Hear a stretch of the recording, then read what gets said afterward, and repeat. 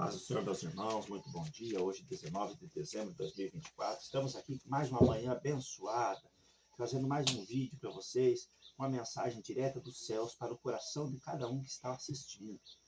Hoje, a mensagem que Deus colocou no meu coração encontra-se no Evangelho de Jesus Cristo, segundo escreveu Mateus, no capítulo de número 5, e o versículo 13 a seguir, que vai dizer: os discípulos são o sal da terra e a luz do mundo.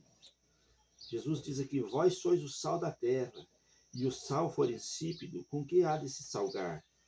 Para nada mais presta, senão para se lançar fora e ser pisado pelos homens. Vós sois a luz do mundo.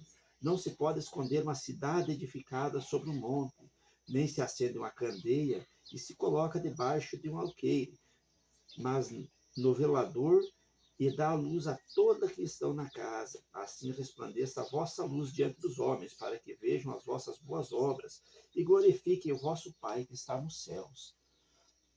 Então aqui, meus amados, podemos concluir que Jesus ele nos comparou ao sal da terra. Os discípulos dele seriam o sal da terra, e nós somos discípulos de Jesus. Nós temos que ser o sal da terra. O sal ele é um tempero. Jesus usou um tempero para comparar nós conosco. Se nós formos ver, se nós for fazer uma comida e colocar muito sal, essa comida não vai prestar, vai ficar salgada. E se nós não colocar sal na comida, a comida também não vai ficar boa, ela vai ficar insípida, vai ficar sem gosto. Então é necessário o sal na medida certa. Então nós temos que ser o sal, mas o sal na medida certa. Não aquele sal salgado e nem aquele sem sal. Nós temos que ter a medida. A medida que a gente fala é ser na direção de Jesus Cristo, como Jesus era. Jesus ele pregava o evangelho aonde ele ia, mas ele pregava corrigindo, mas ele corrigia com amor, ele corrigia com sabedoria. E nós temos, como discípulos, nós temos que seguir os mesmos caminhos de Jesus.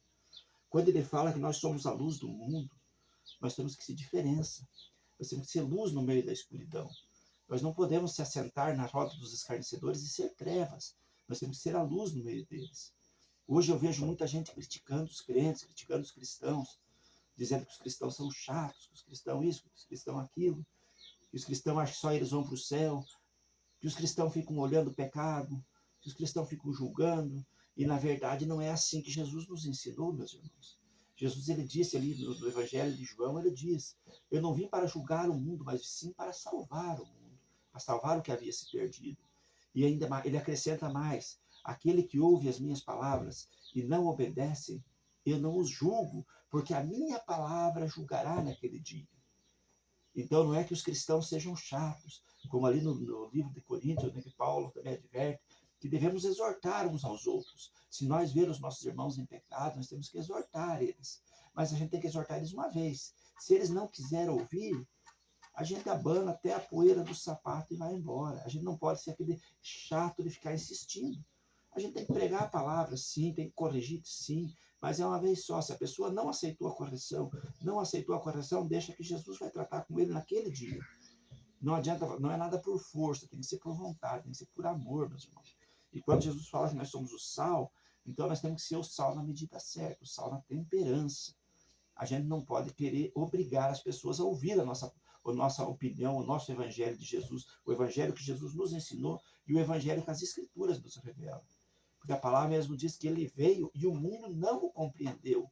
O mundo nunca vai compreender o evangelho de Jesus Cristo. O mundo nunca vai compreender o evangelho da salvação. Porque o mais difícil para todo ser humano hoje é aceitar que vive no erro. Se nós for falar para uma pessoa que a pessoa está errada, que a pessoa está no erro, ela não vai aceitar, mesmo estando no erro. Porque quem convence não é nós, quem convence é o Espírito. Quando Jesus fala com os seus discípulos e pergunta: quem os outros dizem que eu sou? Uns falam João Batista, outros falam que é Elias. E Jesus fala a Pedro: Pedro, quem eu sou? E Pedro diz: tu és o Cristo, o Filho do Deus Altíssimo.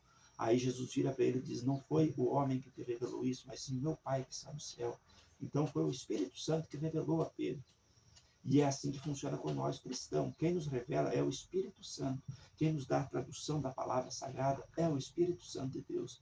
Então não perca seu tempo discutindo, querendo brigar, querendo bater de frente, porque não é nada por força, é tudo por amor, irmãos. Se o Espírito Santo não convencer a pessoa não vai ouvir a palavra.